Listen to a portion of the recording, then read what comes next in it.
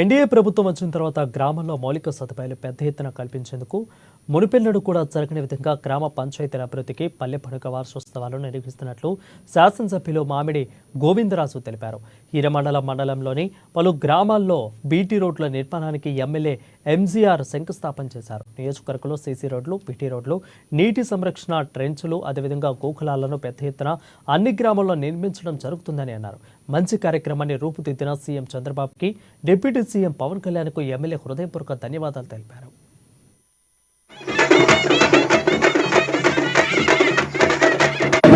నాతో వచ్చిన అధికారులు, ఈ గ్రామ ప్రజలందరికీ, నాతో వచ్చిన నాయకులందరికీ పేరు నమస్కారాలు తెలియజేసుకుంటూ, మీకు వాస్తవంగా ఒక మాట తెలియాలి. నేను ఎమ్మెల్యే కానప్పుడు విషయం వ్యవస్థ కానీ గత ప్రభుత్వంలో మోసం చేసి మన పంచాయతీ నిధులు తిరగ వాళ్ళ ఖాతాల్లో వేసుకొని మనం చాలా మంది లాస్ అయిపోతున్నాం. సర్పంచులు కూడా ఆర్థికంగా ఇబ్బంది పడి ఉన్నారు. ఇలాంటి పల్లెలు బాగుండాలనేసి నారా చంద్రబాబు నాయుడు గారు ఒక మంచి అభిప్రాయంతో ఈ రోజు పల్లెలకి మీ ఊరికి అందొచ్చింది, ఈ ఊరు పంచాయతీకి అందొచ్చింది.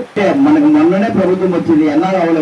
10 లక్షల రూపాయలు మీ డ్రైనేజ్ గున్ను మీ దీనికి ఇవ్వడం అనేది జరిగింది. అదే కాదు, మరో 5 లక్షలు ఇస్తాను తర్వాత చెప్తాను. జగన్మోహన్ రెడ్డికి 5 సంవత్సరాలు పట్టింది. సంవత్సరానికి 250, సంవత్సరానికి 250, సంవత్సరానికి 250, 5 సంవత్సరాలు. అదే చంద్రబాబు నాయుడు గారు ప్రమాణ స్వీకారం చేసిన మొదటి రోజే 3,000 నుంచి 4,000 చేస్తూ మీకు 7,000 రూపాయలు మీ ఇంటికి తెచ్చి ఏరియాతో ఇవ్వడం అనేది జరిగింది. 1వ తారీఖు ఎక్కడ పెన్షన్ ఇబ్బంది అవుతుందని ఒకవేళ ఆదివారం పడితే 31వ తారీఖే మీ అందరికీ వచ్చి మీ ఇంటికి వచ్చి పెన్షన్ ఇవ్వాల్సిన ప్రభుత్వం వ్యాఖ్యలు పెడుతుందండి.